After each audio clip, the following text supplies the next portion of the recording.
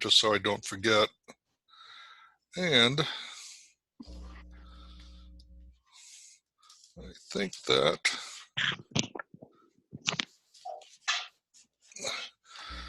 I will unmute my video. So hide your eyes if you don't want to see this. Let's see here. There we go. I'll pull that down a little bit. There we go. Yep. I think by Christmas time I'm going to be eligible to be Santa Claus, but I doubt anybody will want to sit on my lap. No little kids. And if not, I'll just go into hibernation or something like that. I like the beard. Yeah, I'm not so sure about it. I've never had a beard this long. We'll see. Probably this summer, see if I want to keep it or not. It's a lot whiter than I was hoping for some reason. All right, we got 12 participants, and it's 9:10. So why don't we go ahead and start? All right. So here's a question for you. There's a trolley car, and it's coming down the street, and it's going 60 miles an hour. The conductor is waving their hands because the brakes have failed. You are standing by a switch. You can see that the brakes have failed. This trolley car is going 55 miles an hour. If you do nothing, the switch is set so that ahead on the track, on one spur of the track, there are 5 workers, and all 5 of them will be killed. There's no way for them to escape. There's no way for them to know that it's coming. They're all working away. There's a jet flying overhead. They're not going to see the trolley. But if you flip the switch, those 5 workers would be saved, but one worker on the other spur would certainly die. So if we go to polling here, so here's the first poll. Would you do nothing and permit the 5 to be killed? Or would you flip the switch on the track and save 5 but kill a different person? I'll launch the poll and see what happens. This is the first time I've ever done a poll. In fact, this is the first time I've ever done Zoom, so we'll see what happens here. All right.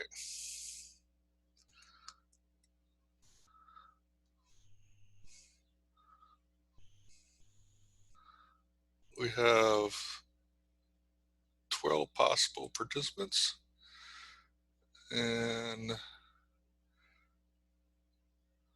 90% of you, 92% of you, all but one have said that you would flip the switch and save the 5, but one will die.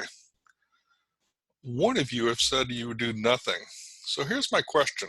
For the ones who said you would flip the switch, all right, why would you do that? You can unmute yourself if you'd like to do it verbally, or you can just type your answer in the chat room. Why would you flip the switch? What is your reason behind doing that?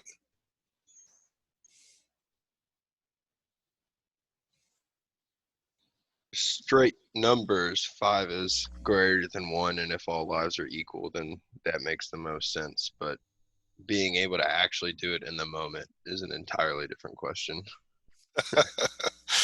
I can understand that. So save 5 as opposed to 1. Anybody else got an answer there?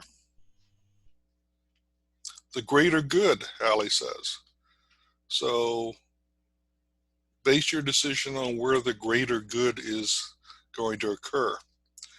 Now someone, and this is anonymous, said they would do nothing, in which case 5 people will die. I kind of wonder if that person wants to volunteer either the chat room, either speak or go in the chat room and tell us why you would do nothing.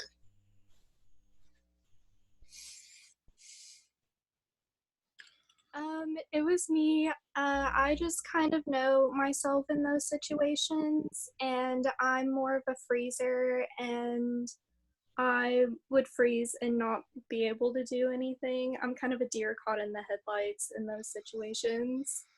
So, Well, it's very honest. So, yeah. uh, without a doubt, that's a great answer.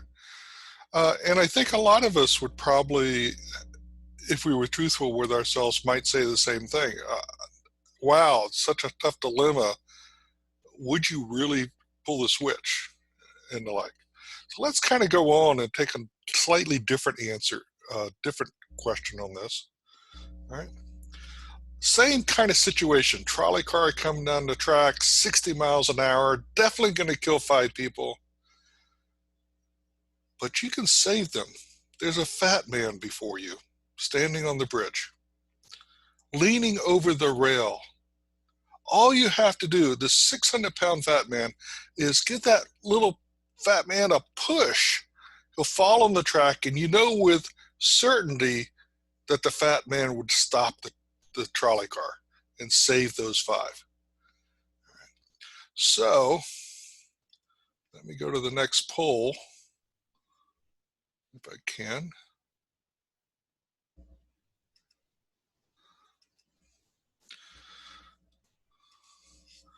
Would you push the fat man over the bridge? In which case, you would kill the fat man but save the 5 workers and assume with certainty that the 5 would be saved. Or would you not push the fat man?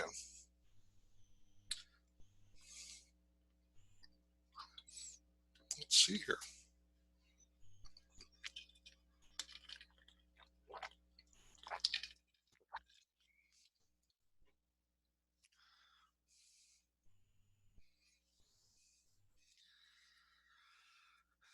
Eight of you have voted so far. 10 of you have voted. Give it another couple seconds here. All right. So this is interesting. All right. 8 of the 13 of you would do nothing, while 5 of the 13 of you would push the fat man. So let me ask the 5 of the 13, any one of the 5, why would you push the fat man over the bridge?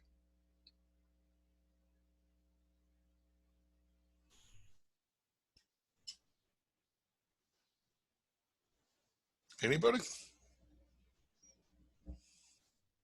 I answered that. So I said it just because I rather see one person die than other more than one. Like if I have a choice, like if there are group of people and there is another group of people versus small group, then I rather they die than bigger group of people because that's more, I don't know, It valuable makes for perfect me. sense. It's kind of what the majority have said before, all but one said before. Uh, Save the greater number for the greater good, as Ali said, something of that. But let me ask, why 8 of 13 of you in this case would do nothing? What's different? Go to prison for murder. So you're fearful of consequences. You're fearful of your own consequences. Okay. Certainly more selfish decision. Yeah. Any other reasons?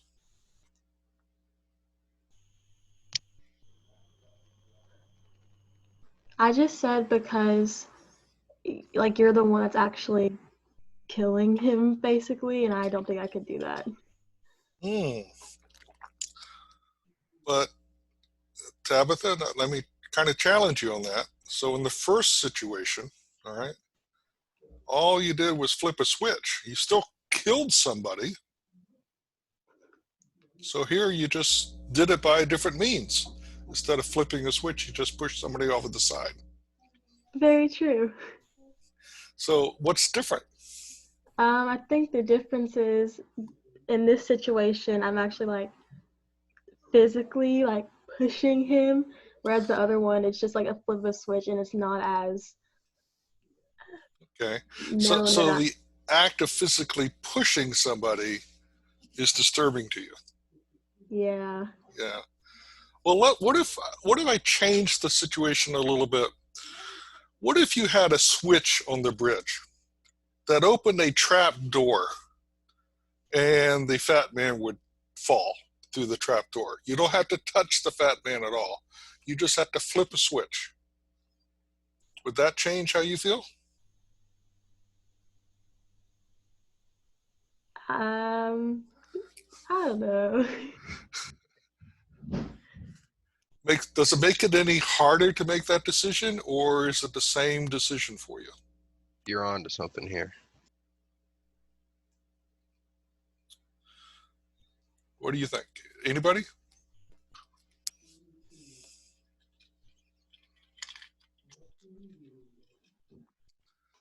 Perhaps you still feel uncomfortable in that situation?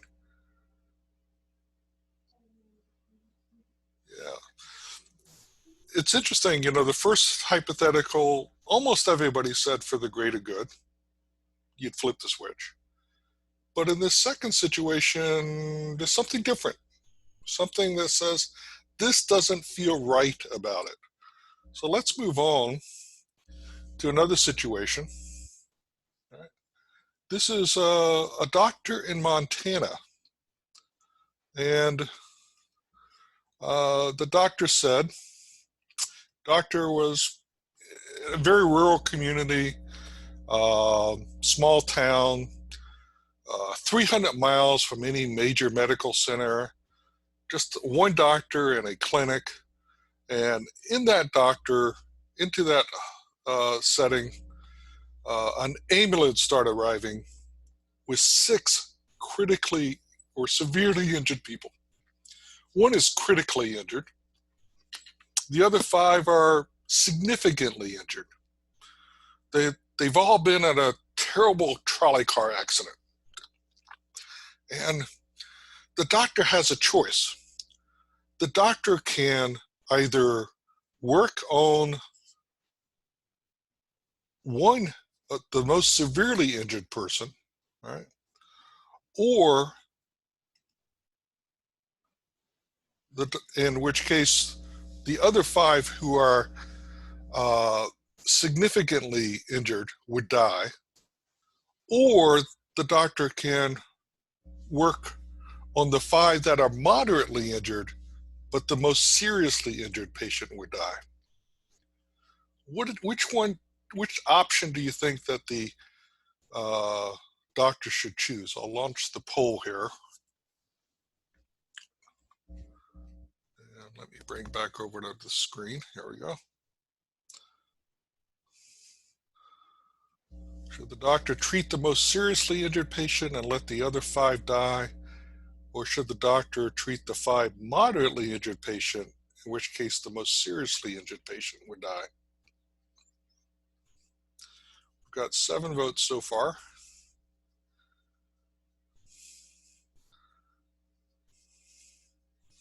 This is all anonymous. Okay, couple more seconds here. Okay, so 10 out of 10 have basically said, we're going to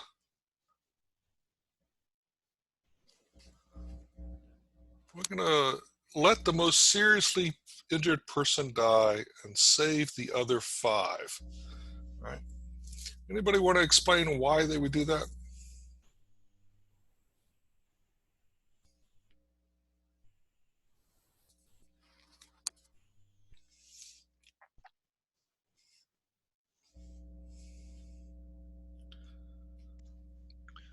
I know that's an actual nursing and just medical practice, and they're called black flag patients, where you just don't bother because the time it would take to save this one person is not worth the 5 lives that it would take the same amount of time to save.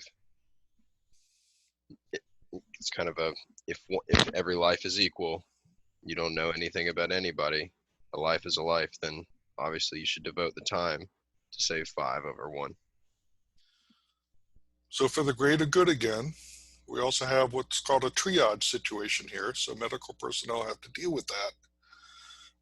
Interestingly enough, with COVID-19, some healthcare providers, very few fortunately, but some have had to deal with who gets the respirator and who doesn't. Interesting choices there. But let me go on to a slightly different situation. The same medical clinic, all right, and there's 5 patients. They all need an organ transplant. One of them needs uh, a one of them needs a heart, another one needs a liver, 2 of them need kidneys, another one needs something else. All right. And fortunately, they not only do they need organ transplants, if they don't get an organ transplant within the next day, they're going to die. And the likelihood of that happening is like 1 in a million at this point. All right. But fortunately, in the next room has arrived for just a normal examination, annual exam, a young man. And he's lying down. You could knock him out. He's a perfect match for the 5 other patients. You could take his organs, transplant them, and save 5 people. So let me launch the poll. How many of you would put the young man to sleep and save the 5? How many of you would do nothing? In which case the 5 would almost certainly die.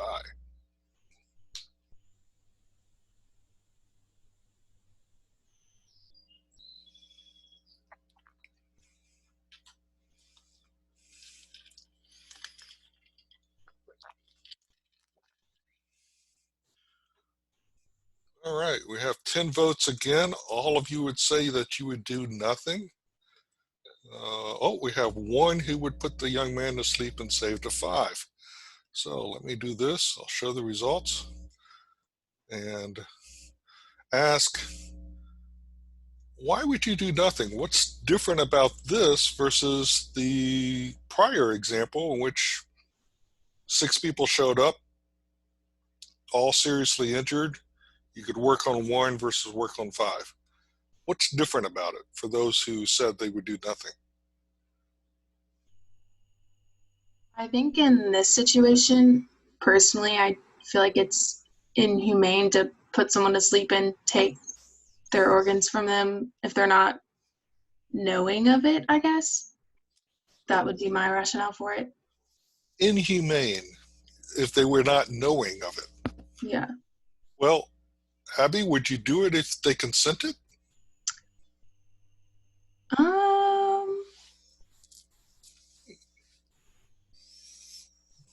Oh, I don't know. Okay. I'm not sure. Would any of the 11 who said they would do nothing go ahead and do the organ transplants if the young man said, please kill me, please take my organs, save these 5? Absolutely. You would, Harrison? Yes. Okay. Others would. Dervin would. Anybody else? I would too. Okay. So if somebody were to consent to that, you'd feel okay with that. Now, one of you said you would put the young man to sleep and save the 5, even without consent, presumably. Right? Any rationale for that? Any reason you would say that?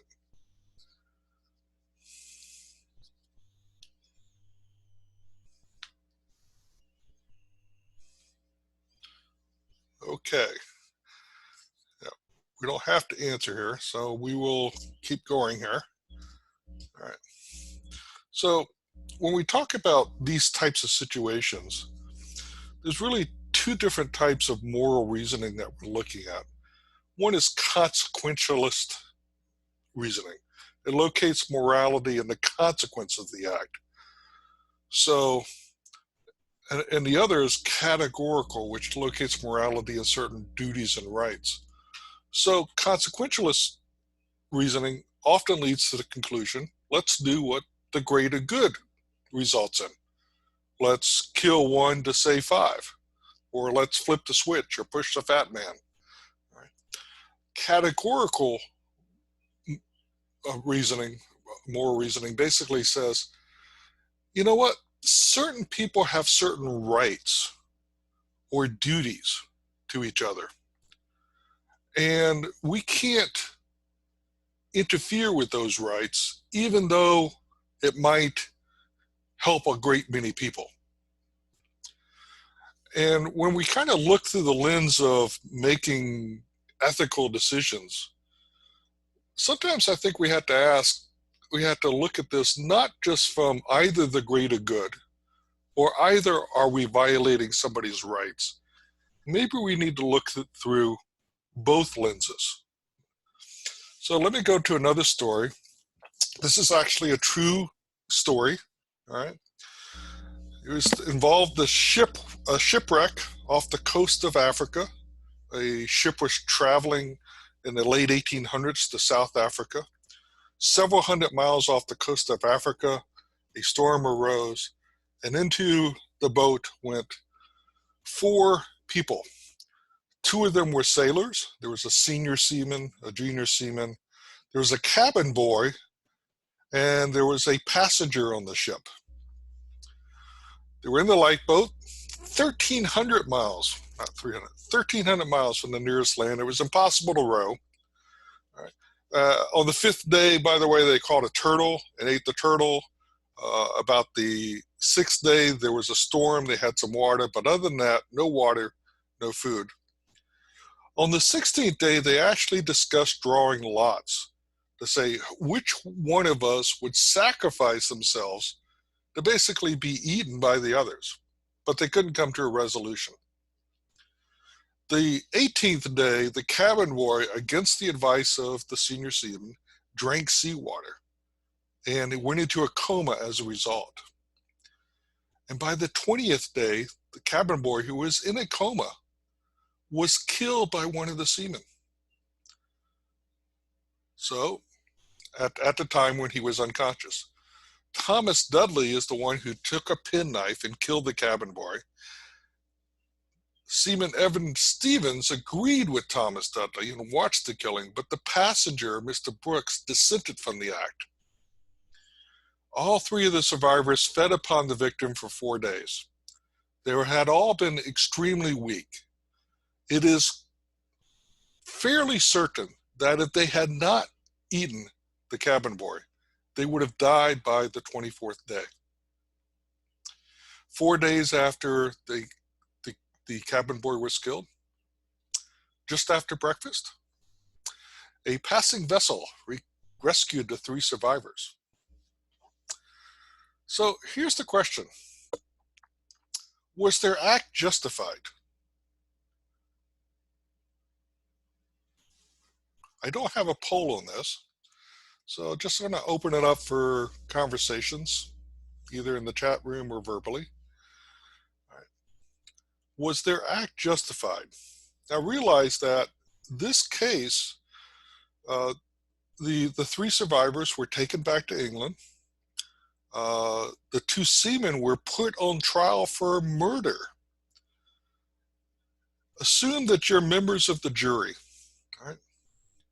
Would you vote to convict them of murder, or would you vote to acquit them, basically not guilty? I will vote them to convict them to the murder, just because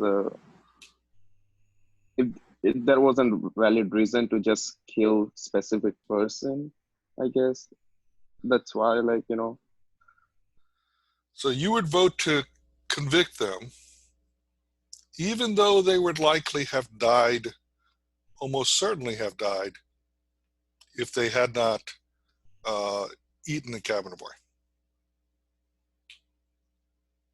Yes, just because, like, you know, that person just, there wasn't anything wrong with it. Like, you know, why did they choose that person specifically? That's what, like, you know, so they could be choosing themselves or someone else to save them, you know, but just because of that, I guess.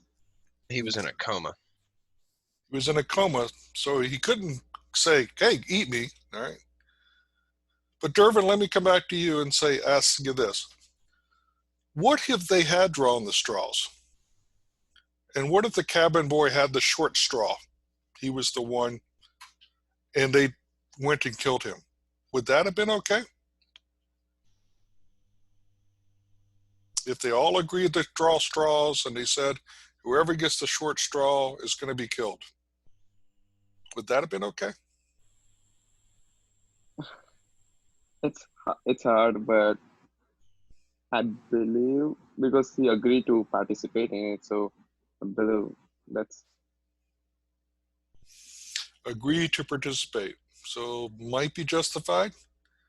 Anybody else? I don't know that there's any way you could prove it in court, so they probably would still go to jail for murder. But knowing the entire situation, that seems okay.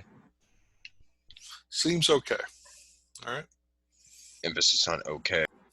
So Harrison, let's say that all four of them agreed to do the short to pull straws.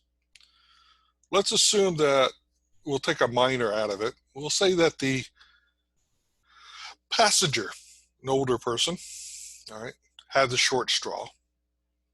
And after seeing that he had the short straw, he said, I changed my mind. I don't want to be killed. I don't agree to this anymore. Would it have been okay still to kill him? I don't think it's any more or less okay than it was to begin with.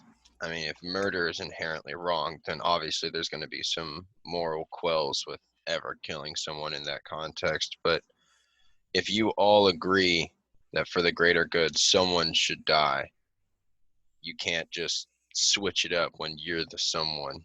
So I don't think that, I guess, a removal of consent in this situation makes it go from right or wrong. It either was right at the beginning because they decided to do it, or it was wrong at the beginning because it was murder. So if they have all made that decision that someone was going to be killed, then the person who has the unlucky pick, them deciding all of a sudden they don't want to be the person, is not exactly a basis to determine whether or not it was good or not, or I guess ethical or not. Excellent answer. Excellent reasoning. Anybody else want to chime in?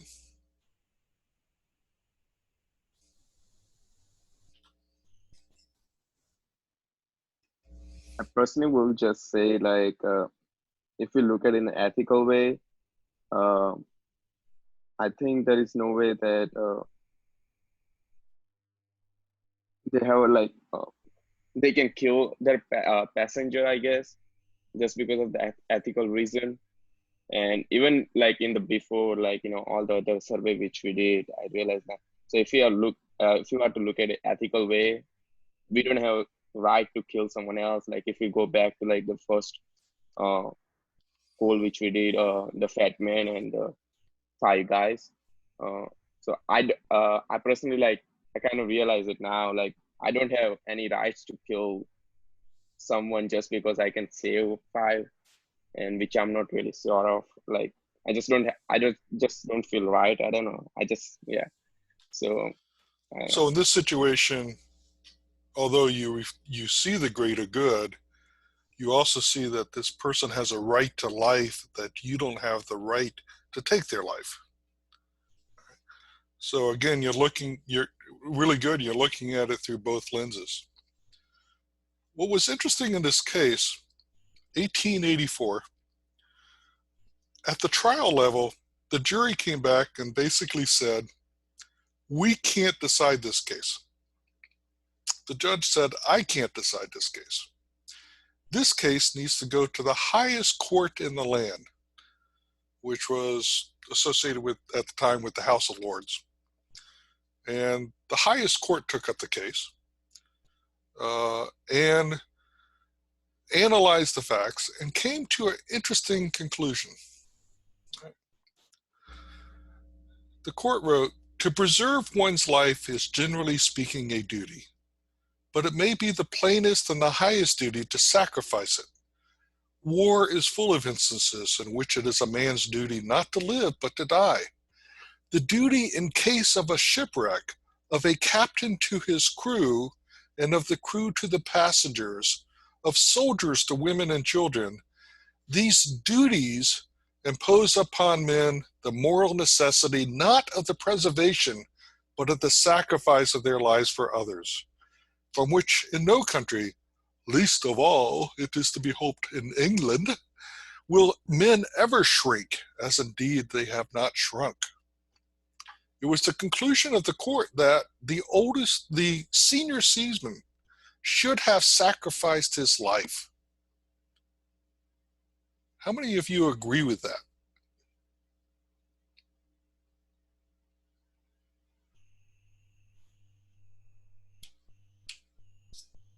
Does anybody disagree?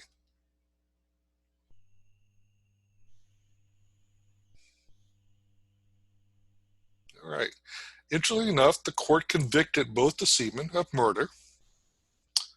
They were due to be hanged. 6 months later, tremendous public outcry in the press in England, the Queen pardoned both of them. So essentially, perhaps justice was served in one way or another. Questions raised by this is, do we have certain fundamental rights as individuals? The right to life, for example. Does a fair procedure, such as pulling straws, justify a result? What is the moral work of consent? Can we consent to be killed? And what about revocation of consent? Some very interesting questions posed ethically, which have to be looked at in different situations. So let's take a situation like this. Currently, there are many poor people in the world who lack the money to buy food, clothing, shelter, and medicine. In fact, there are many people in the US right now who are going hungry. If you were to donate $50 a month to charity, then a few of these people would get what they desperately need, and you would increase happiness in the world, maybe even save lives.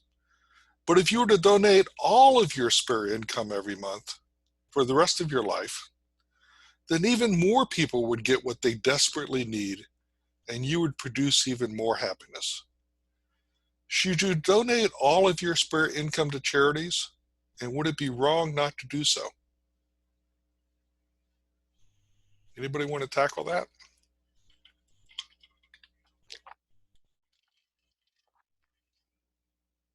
I don't think it would be wrong to withhold your spare income from charity just because it's something that you've earned and at least you're helping in some way, I guess. But it's not your whole personal duty to end hunger and help poor people, I guess, by giving them all that you have remaining after expenses and stuff. That's personally what I think, but Is a duty perhaps to give some of it? I guess not technically a duty that you'd have to give some, but I guess depending on who you are, personally, I feel like I personally should give some if it's available, but I guess it just depends on who you are and how you think about that. So not a legal duty, but a moral responsibility to give some. Yes. Good. Anybody else?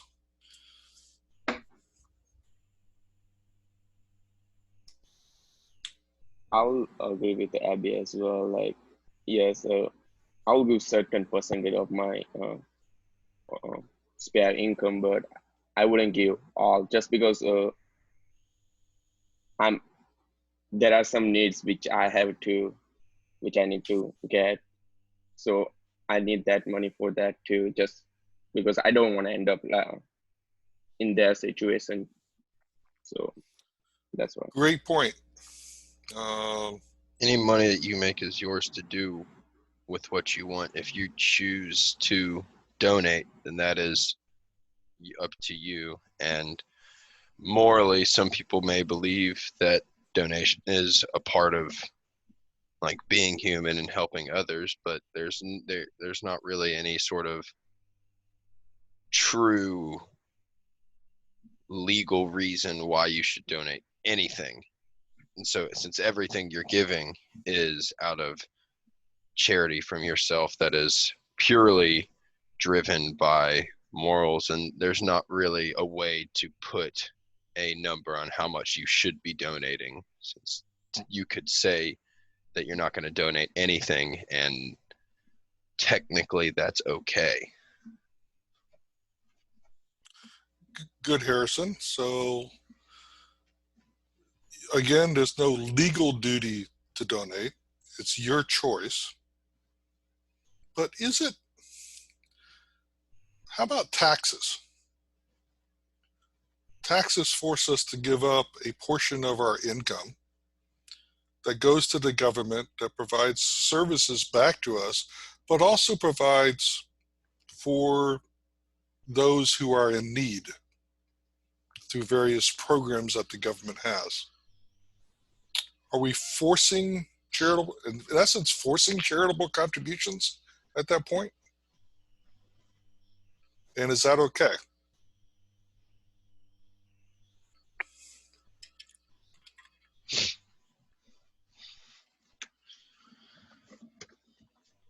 In a sense, I guess you could look at it that way, as if you're being forced to give up part of your income to something that you don't necessarily want to. So, yeah, I mean, in a way, it's forcing you legally to do something you don't want to do as far as how you're allocating your income. Okay. Should we be forced to do that? Should we be forced to support someone who has been born without the ability to ever work? Severe Down syndrome, for example, or something along those lines. Someone who will never be able to contribute back to society. Let's say their parents passed away. They have no family. Should we as a society force taxation upon ourselves in order to support an individual like that? I think it kind of comes down to humans, and maybe this is a little bit too big picture, but humans know themselves and know that they're not going to want to give away any of their money that they've worked hard to make. I think it's kind of similar to like the rebalancing from the investment answer, how he says, like, if you make sure to rebalance, then it'll take out the emotion of that comes with selling high and buying low. It feels weird, so he just makes sure to do it in a black and white written way, similar to taxes. So in a certain way, we are forcing ourselves to donate to things like Medicare or roads or police force, or things that we all need to function as a society. And I don't think most people would complain about your money going to things like that. But if you were to ask them to donate on an individual level, I think it would be more of a struggle. So rather than dealing with the emotional attachment that people have with money, it's just we tax ourselves that way. Kind of like how you say you don't ever see the money that goes into your savings. You never get it, so you don't have to lose it. It doesn't feel like it's being taken from you. Excellent analysis. Reminds me of John Locke, who's the father of libertarianism. Libertarianism basically is a movement that espouses small government. But if you really go back and read the readings of John Locke, he also said that it is a duty to provide for others once you have met your needs. So once you have the income to support yourself, if you have extra, it is the duty to contribute to the support of others in need. And then we have to kind of ask, who's in need, so to speak? There's a big tension in our society. You see this reflected in politics. You see this reflected in a lot of public policy decisions. There's one big viewpoint out there that says everyone is responsible for themselves, that everyone should be out there working for themselves, setting aside money, and if they don't do that properly, so be it. There's another movement out there that says people are not always capable of doing things themselves, and we need government to intervene on their behalf, to provide them with some types of support. Maybe even to mandate savings. Social Security, for example, is a mandated form of savings for retirement purposes. Parts of Medicare are also, although Medicare is underfunded to a big degree, it's basically forcing savings for the future. And certainly the people who contribute more to Social Security and Medicare trust funds out of their paycheck don't get that value back. The people who contribute very little get more than they put in, even after adjusting for rates of return and things like that. So we have this tension in our society that continues to go on. It's a tension that's existed ever since we were formed as a country. The role of responsibility for oneself versus a recognition that perhaps there are some people in our society that are such need that we need to support them. And then how do you define what need is? And what is the means of support to make that fair? Let's go on to another example.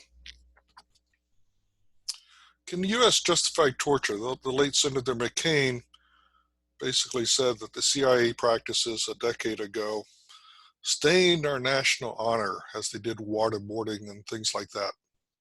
But consider this. Assume you're the director of the FBI. You possess credible evidence from multiple sources that a nuclear bomb has been planted in downtown Manhattan, New York City. It's going to go off in 7 hours. It's impossible to fully evacuate the city in this short period of time. Millions of people are going to die if you don't stop this. Your agents have captured the person you believe is responsible for placing the bomb where it is. You have informants that said, this person made the bomb. You have other informants that say, I saw this person driving a pickup truck or a van and the bomb was in it. But you can't find out where the bomb was put. The suspect won't talk. In that circumstance, is torture justified? What do you think? Yes. Yes. Yes. Anybody else? Yeah, I think so. Why is it justified? Anyone? This is someone who's done something in order to harm other people. So I guess if they're not able to talk without being persuaded otherwise, I just feel like since they're the one that's about to cause a bunch of harm to a bunch of people, then they should give it up. And if not, then do whatever you need to in order to get the information you need to save a bunch of people. Abby, would you say that people have a right not to be tortured? Generally? I guess it's kind of hard.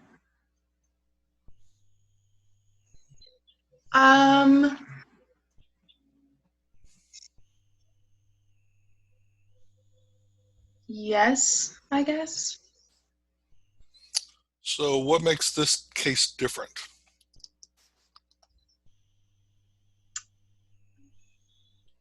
If that person had a right to not be tortured, what happened to that right? They lost it when they intentionally decided they wanted to bomb a city. So they lost that right. Good Yes. analysis. Okay. Anybody else want to chime in here?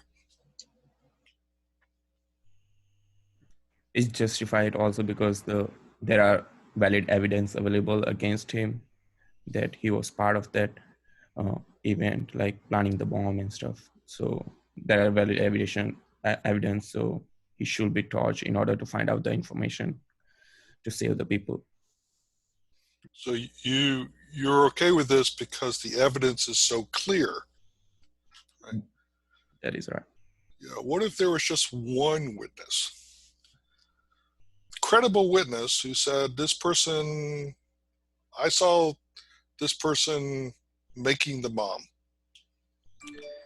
I still will say it's still valid just because the timing which we have, like 7 hours, and it will kill millions of people. So I think it's still valid. Like if you were to look back in like 9/11, like there are so many innocent people who are, tortured and stuff like that.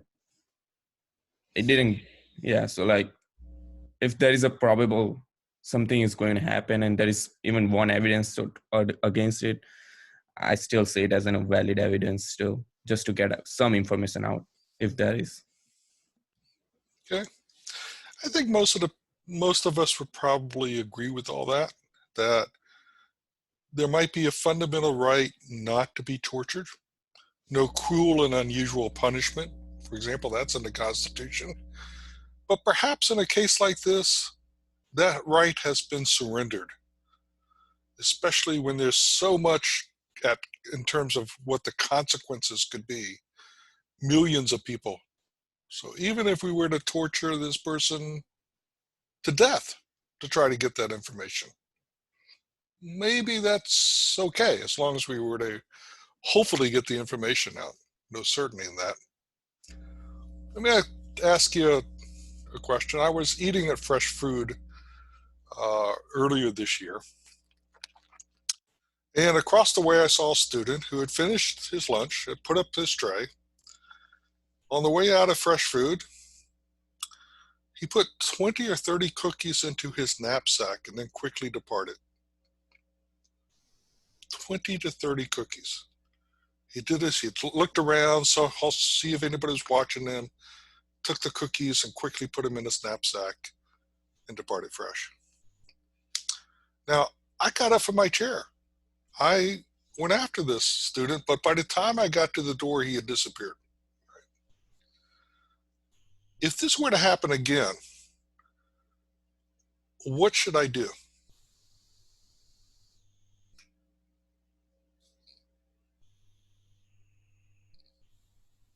Like, should you go after him? Is that what you're asking? Yeah. Do you think I should? I think maybe make a scene. Like, as soon as you see him do it, say something loud where it kind of draws attention, and maybe he'll be embarrassed, like, of his actions, instead of you just trying to find him and, like, talk to him in person, like, alone. Okay. It's one of those things where it's like, is stealing inherently wrong? And not that this is necessarily qualified as stealing, but like, is stealing wrong? Yes. Is it a huge deal if a person, an individual, steals like a pack of gum from a gas station? Technically, yes, but the value of taking it might not necessarily always be worth it. Like 20 to 30 cookies, taking that is I think undeniably wrong. But is it worth the whatever is the ruckus that would be made as a result of going after it? And that's where it's like you got to ask yourself if you're wanting to get involved, or if this person like should have the possible ramifications that would come from taking cookies. It's kind of a weird thing because it's fundamentally not a good thing to do, but it's one of those like, is it that bad to make it worth all the consequences that would come afterwards? So what you're saying is small thefts are not worth the effort to stop. I think it's more so the principle. Like, if you're gonna steal cookies, what else are you gonna steal? Like, maybe it's easy to use, or are you gonna go steal something that's more valuable or important down the road? That's a good point. Yeah, and I agree with Ali. Yeah. So you were saying that small thefts can become later larger thefts? Agreed. Like, if there isn't a valid reason for it, like I would say like you might go ask him what is going on, why he's stealing, and if there is like valid reason, or he's just doing it just for fun or something, like their friend said it, like do it or something like that, just just for fun or something like that, then I'll yeah, I think So, that's right. so Dervin, are you saying that theft is okay if you have a valid reason? At this level of like just if someone is really hungry and they need the food, so like you're just saying student, but I'm just like theoretically like just thinking like if you go somewhere there's like really poor family outside, and his son is hungry and the dad goes inside guests and stuff like that and steals one candy bar, I guess that's understandable, I guess, for me, just because they have someone to feed and there isn't enough they can feed to them, so I believe that's kind of justifiable to me. So theft is okay if you're hungry, and statistics tell us that 30% of students nationally don't have enough nutritious food to eat. I have a question, Dr. Rhoades. Mhm. So you saw this happen, Mhm. and he took 20 to 30 cookies. Is it any different to take 20 to 30 cookies to your table in fresh and eat them? That's permitted under Fresh's rules. So if you are, with the rules that have been set forth and with the money that I think we can all agree you pay way more than you get in value of meal swipes, if you are allowed to sit in fresh and eat 20 to 30 cookies, why is that? What makes it suddenly wrong to take those same 20 to 30 cookies that you would have eaten in fresh and then take them to go? So when you enter Fresh, you essentially enter into a contract.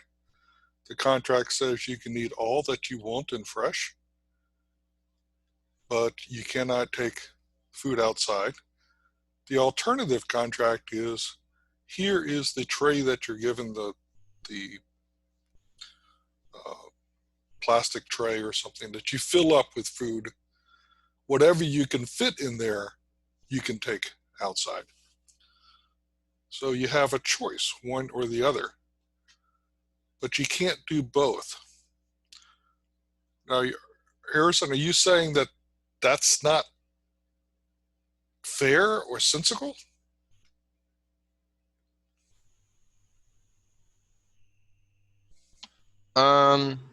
Yeah, it is. It's not something that I would personally do either. I was just kind of exploring that aspect of it. I see what you're saying, though, how it's like if you are not following the expectations set forth in, like you said, the contract that you have when you swipe and enter fresh, then that is where the issue comes. It was just Okay. kind of an interesting aspect of it to explore. Mhm. If there's no limit on what you can eat when you're there, it was just kind of an interesting thing to question why there's a limit of how much you can, I guess, take with you. All right. So, well, we might suspect that if the rule itself is either unfair or perhaps not fully rational, then it might be okay to steal. Now, I have some choices if I catch this person. All right. I could call the police. I could report him to student judicial affairs, which might lead to expulsion from the school. I could warn him. What do you think I ought to do? I personally think that it is worth saying something. Oh, excuse me. I'm sorry. I think it's personally worth saying something for the sake of maybe it was just a slip of the mind where they didn't realize what they're doing. Like, oh, I'm sorry, I didn't realize that wasn't part of the contract, as you said. Or sometimes just people need to get caught in their wrongdoing to change their ways. It would be okay to steal. I'll try to rephrase what you're saying. If you did not know the law.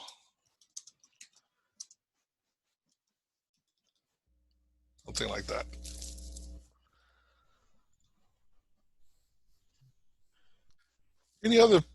Anybody else with views here? Do you think that it's wrong to take food from fresh? Is there any reason why it may not be wrong? I actually had a follow-up question. If somebody else has something, please go ahead. I've been talking a lot. No. Go ahead, Harish. But it's almost a standard that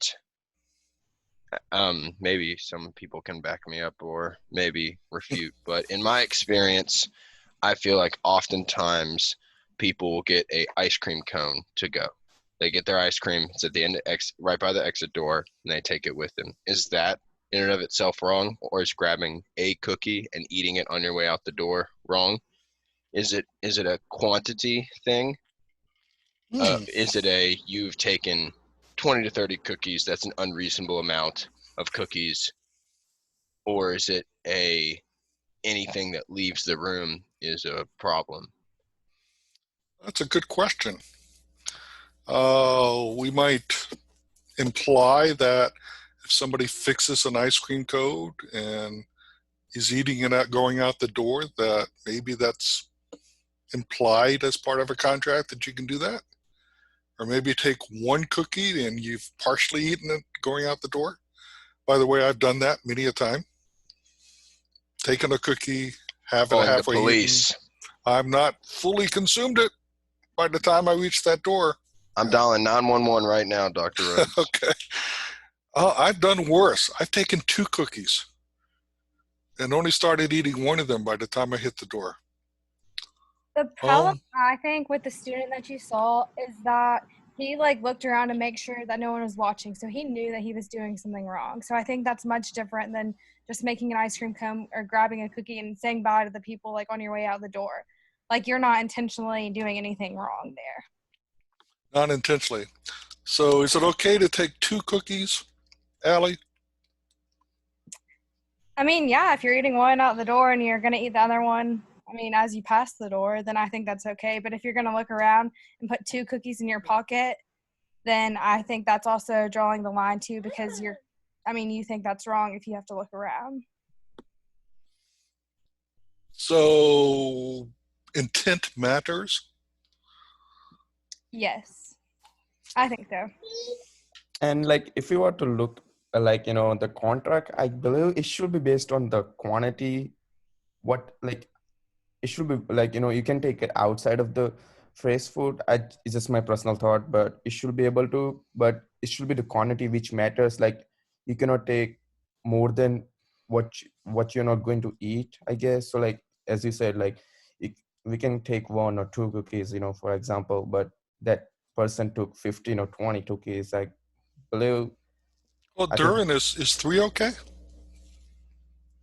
as long as, yeah, they are going to, like, there should be like certain amount, like, which individual will take, like quantity matters. Like, Is 5 okay? I guess it depends on who you are. I Yeah. mean, someone could very well eat 20 cookies as their dessert in one sitting. I guess you don't really know. So quantity is kind of hard in this situation. So I can eat a lot. So I can take 20 cookies outside of Fresh and eat them on the way back to Grice Hall. I guess just in this situation, like if we're talking about it in a sense of quantity, you don't really know what quantity is like sufficient enough for person. Okay. Like some days I want 2 cookies, so I'll leave with 2, but I know that there's been a day where I've wanted like 4, so I've left with 4. But I've eaten all of them. Well, Harrison's I going guess to it's call hard. 911 on you. So With that too, I feel like, I mean, if you fit 4 cookies in your hand and carry those out, then that's a little different because 20 cookies you can't really fit into your hand. So like maybe it's what you can fit in your hand that's visibly seen, because whenever you leave Fresh, you have to pass like the people that are working.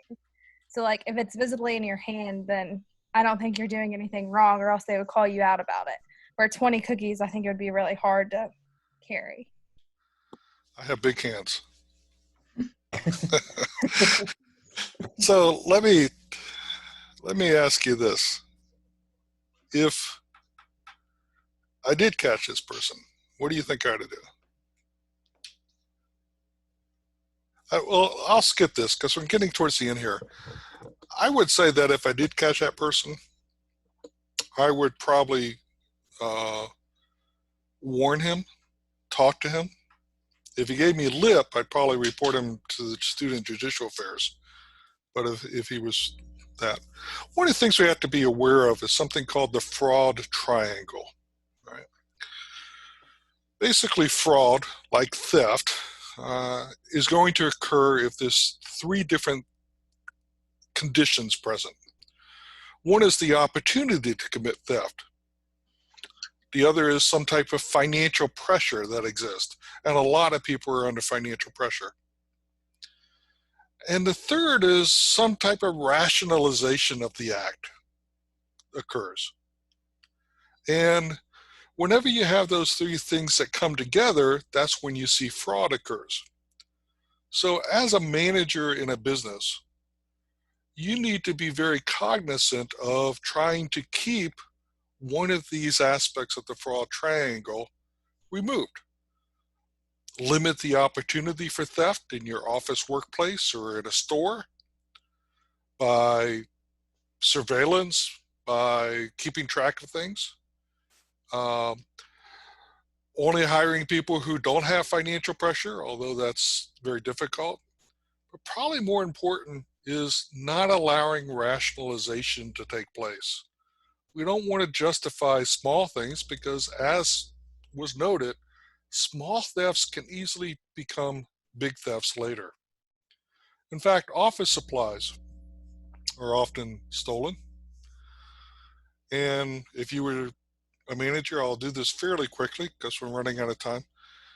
If you were hired as a financial analyst and you supervise 3 accountants, and the next week, the second week on your job, you discover that one of the accountants took home 3 pads of paper, 5 pads of Post-it notes, 20 pencils, and a 3-ring binder. And this person, Dodo, never works from home, but you believe that the person took the supplies home for their teenage daughter, and you know that Dodo struggles to make ends meet. What should you do? In a case like this, you have some choices. You could fire the person. You have the authority to do that. You could do nothing. You might ask other people in the company and say, oh, people take home office supplies all the time. But you also realize that small thefts can become big thefts, and you want to put a lid on this. So perhaps one of the things you need to do is sit down with Dodo, have a conversation, say, this is not okay. This is a private conversation between the 2 of you that it should never happen again. And perhaps in a team meeting, also announce the policy. Doesn't matter what happened in the past, but from this point forward, no thefts of office supplies will occur. Because thefts from the workplace done by employees, whether it's in an office or a retail store or otherwise, far outsurpass shoplifting in terms of the impact on businesses.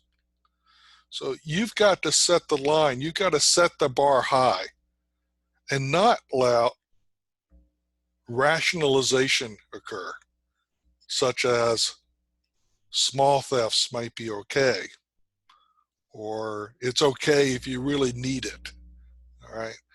Or it's just a small thing, maybe I don't want to put the effort in to stop it, right? You want to avoid those rationalization justifications for that. All right. Any questions? Not a Great. question, but I enjoyed this more than just PowerPoints and such, Dr. Rhoades. Good. I like this Zoom meeting. I like Thank this format. Yes, I actually did too. It was really interactive. I actually enjoyed it and engaging as well. Yeah, this has been a real learning experience for me this spring. I definitely think that going to recording sessions probably helped out some people, but the feedback I got was a lot of people like the flexibility of that, but others would have preferred a more interactive things like this. And I'm certainly going to take that into the next semester if we have to do this again, and revisit that and likely try to keep it as interactive and as much communication with students as possible. I'm actually taking a course on online learning right now, a 4-week course. I'm in my second week to try to get myself better at this, because this is kind of brand new for me. This is a really nice presentation to have in a classroom setting, because there tends to be a lot more involvement. People tend to start talking with each other a lot. It's a little bit harder to do online, but maybe I'll try to figure out some ways of doing like a presentation like this even better. Just as a reminder, I think it's next week, next Monday, both in the morning and the evening, I'll do a review session. And for the final exam, I will likely have something posted before then about what the final exam is going to look like in a little bit more detail. So hopefully you can join in with one of those. If you can't, I'll definitely record both of those sessions as well. So those will hopefully be interactive sessions. If you were at DSU with the first exam review, you kind of get a sense of what we might go over. All right. Any other questions? It will be for the final exam. It will be same format as as we call midterm, the first exam which we did, like the essay question, and then only thing. There's going to be 2 charts on the exam, and I did that supplemental video, and in that supplemental video I went through some charts, and we'll do some more charts in the review session. So 2 different types of charts, and then a long narrative question, in which basically I'm going to ask you to construct a portfolio for a client. Might be a client of different ages, different situations, and then explain why you are including or not including certain asset classes in that portfolio, and maybe ask some other questions like about fees and cost and risk and stuff like that. So it'll be a long narrative question. You'll be able to, I will, basically you're going to apply what you've learned. It will be open book, open note. At the opening of the 2-hour exam period, I will allow you to download a Word document that has the fact situation. You can type your answers. Anybody who wants to handwrite could print them out at that point and handwrite and then scan and upload. So it's going to be an open book, open note exam, essentially. 2 hours, a lot of writing or typing. Okay. Any other questions? Do we tell you beforehand if we're going to take it on Monday or Friday? You don't need to. Okay. I'm just going to say whoever shows up on Monday is great. Okay. Thanks. Good question. Anything else? All right. Look forward to seeing a lot of you on Monday. And if not, thank you all very much for joining in on this and participating today. Thank you. Thank you, Dr. Rhoades.